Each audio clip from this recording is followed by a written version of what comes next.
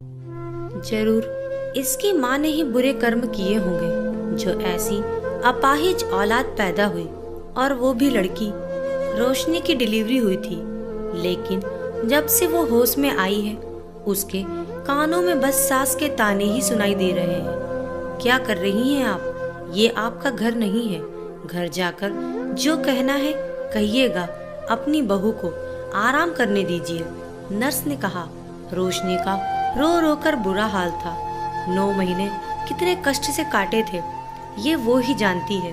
रोशनी और मनोज की शादी को 1 साल भी नहीं हुआ था तब उसे अपनी प्रेगनेंसी के बारे में पता चला था। उसने तो किसी से पूछकर बच्चा गिराने तक की सोच ली थी, पर उसकी खास सहेली प्रिया ने मना कर दिया, ये समझाकर कि रोशनी तू नादान मत बन। समय हमेशा एक जैसा नहीं रहता। भले ही तेरे सास ससुर और पति का व्यवहार अच्छा नहीं है, क्या पता तेरा ये होने वाला बच्चा तेरी जिंदगी में खुशियां बनकर आए, और तू ये सोच तेरे होने वाले बच्चे की क्या गलती है। अरे पगली, ये तो भगवान ने तेरे सहारे के लिए भेजा है। अपनी सहेली के समझाने पर रोशनी दुख के कड़वे घूंट पीती थी। सास के ताने, पति के उल्हाने सब सहती थी। सास ने मायके जाने से भी मना कर दिया, ये कहकर कि यहाँ का काम कौन करेगा, बहू मायके नहीं जाएगी। रोशनी के दुख को उसकी माँ समझती थी, पर बेटा अब यही तेरा घर है। ससुराल में तो सास ससुर और पति का सुनकर रहना पड़ता है। पर माँ, अब मैं थक चुकी हूँ, मेरी हिम्मत जवाब दे चुकी है। अब मैं इन हालातों से और नहीं लड़ सकती। अब मैं जिंदगी से हार रही हूँ। लेकिन ये तो तेरे अपने हैं पगली। औरत जात को बहुत कुछ सह कर रहना पड़ता है। रोशनी समझ गई ये उसकी अपनी लड़ाई है।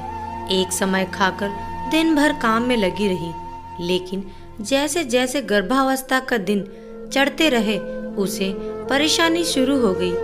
एक तो ससुराल का ऐसा माहौल, उस पर पति का गैरों जैसा व्यवहार उसको अंदर तक तोड़ देता था।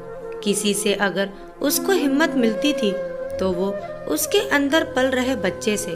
जब वो अपने नन्हे हाथ पैरों से रोशनी के पेट में मारता, तब रोशनी का मन कहता, जानती हूँ तू यही कह रही है माँ, तुम परेशान मत हो, मैं आ रही हूँ।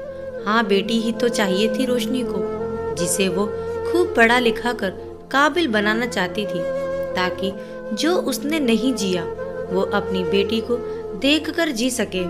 पर आखिरी महीना चढ़ते चढ़ते उसको दिक्कत होने लगी। वो डॉक्टर के पास ले जाने की मिन्नतें करती रही, पर कोई नहीं माना। अरे ऐसे छोटे मोटे दर्द तो होते ही रहते हैं, पर माँ जी जा काम कर, जितना घर का काम करेगी उतना जल्दी बच्चा नीचे आएगा। उचित खान पान और सही ढंग से देखभाल ना होने की वजह से रोशनी बहुत कमजोर हो गई थी। डिलीवरी के समय उसको पास के एक अस्पताल में भर्ती कराया गया। रोशनी का प्रसव दर्द से बुरा हाल था। उसके कराहने की आवाज से अस्पताल गूंज उठा था। मुबारक हो, आप दादी बन गई हैं। पर क्या? मैं दादी?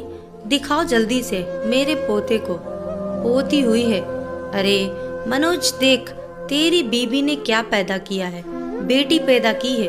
वो कम थी जो अब? कैसी बातें कर रही हैं आप? बेटा बेटी में कोई अंतर नहीं है। और आपकी बहू, क्या आप उसको खाना नहीं देते थे, ध्यान नहीं रखते थे? कितनी कमजोर है वो, कुछ भी हो सकता था उसके साथ। और एक बात, बेटी के पैरों में दिक्कत है, उचित खान पान और दवाइयों की कमी से ऐसा होता है।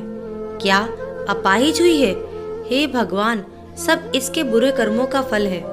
जो इसने बेटी जनी वो भी लंगड़ी। रोशनी के आंसू थम नहीं रहे थे। एक तो कमजोर शरीर, तानों की बौछार, उस पर अपाहिज बेटी। अरे बेटा, इतना परेशान क्यों हो रहा है?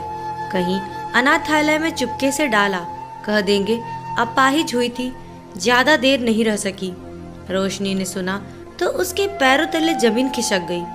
नहीं, मैं ये नहीं होने दूंगी। वो मेरी बेटी है माँ जी, वो अपाहिज है लेकिन अनाथ नहीं। अभी उसकी माँ जिंदा है और मेरे होते हुए। अच्छा, अब तेरा मुंह भी खुल गया।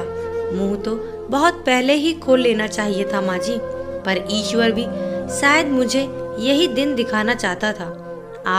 आपकी तो वो बेटी है ना, आप कैसे निष्ठुर हो सकते हैं, वो भी अपने खून के लिए। मुझे बेटा चाहिए था जो तू पैदा नहीं कर सकी। अब या तो तू हमारी बात मान ले, नहीं तो अब उस घर के दरवाजे तेरे लिए हमेशा के लिए बंद। रोशनी ने अपनी बेटी को गोद में उठाया। अस्पताल के फोन से अपनी सहेली प्रिया को फोन किया। प्रिया, तू सही कह रही थी, मेरी बेटी मेरी जिंदगी बदलने के लिए मेरी कोख में आई है। मैं आ रही हूँ अपनी बेटी के साथ। अब मेरी बेटी मेरे सपनों की उड़ान भरेगी और दुनिया को दिखाएगी वो अपाहिज नहीं है, वो आसमान में उड़ना जानती है। आशा करती हूँ दोस्तों आपको ये कहानी जरूर पसंद आई होगी। अपने विचार हमें कमेंट बॉक्स में लिखकर जरूर भेजें। कहानी को लाइक करें, ज्यादा से ज्यादा शेयर करें। अगर आप चैनल पर नए हैं तो चैनल को सब्सक्राइब करना ना भूलें। Thank you.